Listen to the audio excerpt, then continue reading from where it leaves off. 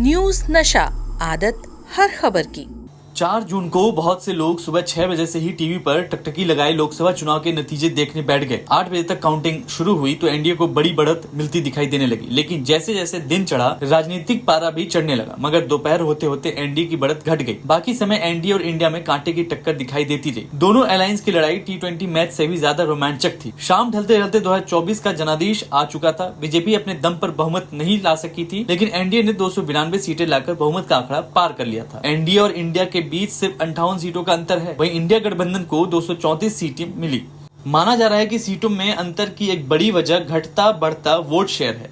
क्या है इसके पीछे का गणित? कैसे कम हो गई बीजेपी की सीटें और कांग्रेस कैसे 52 से 99 सीटों पर पहुंची? दरअसल वोट शेयर एक अबूझ पहेली की तरह है। कभी 1% के बदलाव से सीटों का बड़ा अंतर पैदा हो जाता है, तो कभी ऐसा भी होता है कि वोट शेयर कम होने के बावजूद कुछ पार्टियां ज्यादा सीट ले आती। उदाहरण के लिए 2024 के आम चुनाव में आंध्र प्रदेश में चंद्रबाबू नायडू की टीडीपी को जगनमोहन रेड्डी की वाईएसआरसीपी से कम वोट मिला है, लेकिन उसे 16 सीटें मिली, जबकि वाईएसआरसीपी को 4 सीटों में संतोष करना पड़ा। दरअसल वाईएसआरसीपी को 2.06% वोट मिला, जबकि टीडीपी को उससे कम 1.98% वोट मिला। ऐसे भी उदाहरण हैं जब 1% से भी कम अंतर पर सरकार बन गई या बनते बनते रह गई। 2019 के लोकसभा चुनाव के मुकाबले इस बार भारतीय जनता पार्टी के वोट शेयर में मामूली गिरावट आई है। पिछले चुनाव में जहां बीजेपी को 37.7% वोट मिले थे, वहीं इस बार 36.56% वोट मिले। वोट प्रतिशत में भले ही गिरावट कम हो, लेकिन इसी कारण उसकी सीटें 303 से घटकर 240 हो गई, यानी बीजेपी को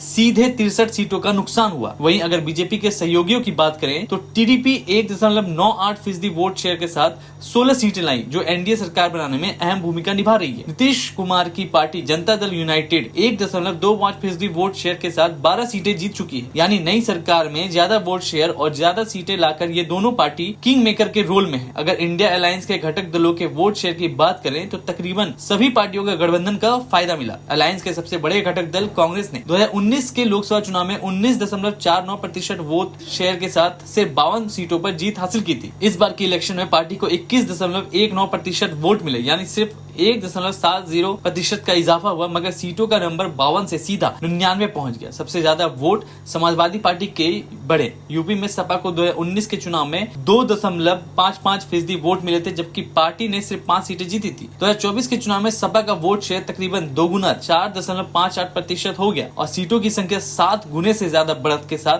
37 हो गई। वहीं टीएमसी ने पश्चिम बंगाल में बड़ा उलटफेर कर दिया, जिसका फायदा इंडिया अलायंस को भी हुआ। 2019 में टीएमसी को 4.07% वोटों के साथ 22 सीटें मिली थी। इस बार 4.37% वोट मिले और ममता की पार्टी ने राज्य की 29 सीटों पर कब्जा कर लिया, यानी सिर्फ 0.30% वोट शेयर बढ़ने से पूरा खेल उलट गया। इंडिया गठबंधन ने इस बार के चुनाव में काफी कमाल किया है। एनडीए को जहां 292 सीटें मिली, तो वहीं इंडिया गठबंधन को 234 सीटें मिली और दोनों के बीच सिर्फ 58 सीटों का अंतर है। प्रधानमंत्री नरेंद्र मोदी ने अपनी चुनावी रैली में काफी समय पहले एक बयान दिया था कि मेरी छाती 56 इंच की। आज अगर देखा जाए तो ये जो 58 सीटों का जो अंतर है, वो मोदी जी के 56 इंच की छाती पर ज्यादा भारी पड़ रहे होंगे, क्योंकि ये 58 सीटों का अंतर ये दिखा रहा है कि एनडीए और इंडिया गठबंधन के बीच फासला बहुत कम है और किसी भी समय इंडिया गठबंधन एनडीए को मात दे सकता है। 4 जून को बहुत से लोग सुबह 6 बजे से ही टीवी पर टकटकी लगाए लोकसभा चुनाव के नतीजे देखने बैठ गए। 8 बजे तक काउंटिंग शुरू हुई तो एनडीए को बड़ी बढ़त मिलती दिखाई देने लगी, लेकिन जैसे जैसे दिन चढ़ा राजनीतिक पारा भी चढ़ने लगा, मगर दोपहर होते होते एनडीए की बढ़त घट गई। बाकी समय एनडीए और इंडिया में कांटे की टक्कर दिखाई देती रही। दोनों अलायंस की लड़ाई T20 मैच से भी ज्यादा रोमांचक थी। शाम ढलते ढलते 2024 का जनादेश आ चुका था। बीजेपी अपने दम पर बहुमत नहीं ला सकी थी, लेकिन एनडीए ने 292 सीटें लाकर बहुमत का आंकड़ा पार कर लिया था। एनडीए और इंडिया के बीच सिर्फ 58 सीटों का अंतर है। वहीं इंडिया गठबंधन को 234 सीटें मिली। माना जा रहा है कि सीटों में अंतर की एक बड़ी वजह घटता बढ़ता वोट शेयर है।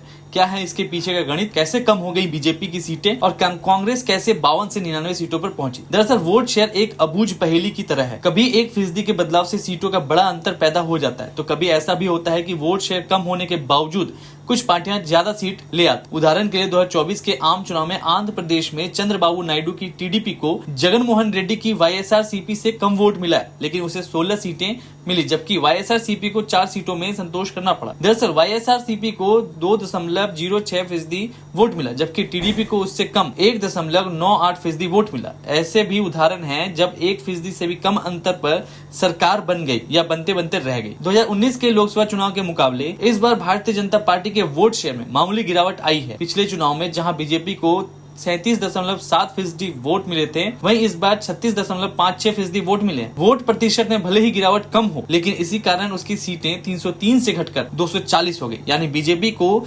सीधे 63 सीटों का नुकसान हुआ। वहीं अगर बीजेपी के सहयोगियों की बात करें तो टीडीपी 1.98% वोट शेयर के साथ 16 सीटें लाई, जो एनडीए सरकार बनाने में अहम भूमिका निभा रही है। नीतीश कुमार की party Janata Dal United 1.25% vote share के साथ 12 सीटें जीत चुकी है, यानी नई सरकार में ज्यादा वोट शेयर और ज्यादा सीटें लाकर ये दोनों पार्टी किंग मेकर के रोल में है। अगर इंडिया अलायंस के घटक दलों के वोट शेयर की बात करें तो तकरीबन सभी पार्टियों का गठबंधन का फायदा मिला। अलायंस के सबसे बड़े घटक दल कांग्रेस ने 2019 के लोकसभा चुनाव में 19.49% वोट शेयर के साथ सिर्फ 52 सीटों पर जीत हासिल की थी। इस बार की इलेक्शन में पार्टी को 21.19% वोट मिले, यानी सिर्फ 1.70% का इजाफा हुआ, मगर सीटों का नंबर 52 से सीधा 99 पहुंच गया। सबसे ज्यादा वोट समाजवादी पार्टी के बढ़े। यूपी में सपा को 2019 के चुनाव में 2.55% वोट मिले थे, जबकि पार्टी ने सिर्फ 5 सीटें जीती थी। 2024 के चुनाव में सपा का वोट शेयर तकरीबन दोगुना 4.58% हो गया और सीटों की संख्या 7 गुने से ज्यादा बढ़त के साथ 37 हो गई।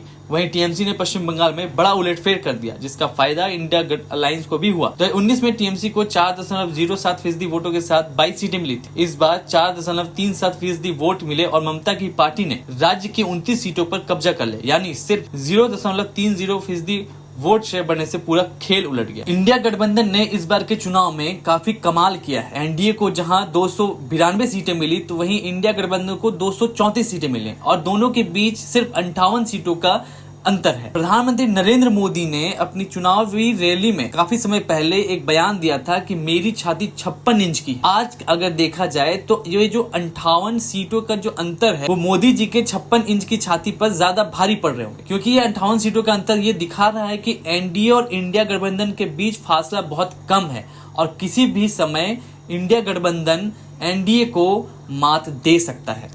और आप हमसे जुड़े रहने के लिए सब्सक्राइब करें YouTube पर, फॉलो करें Twitter पर और लाइक करें Facebook पर। और ज्यादा जानकारी के लिए आपको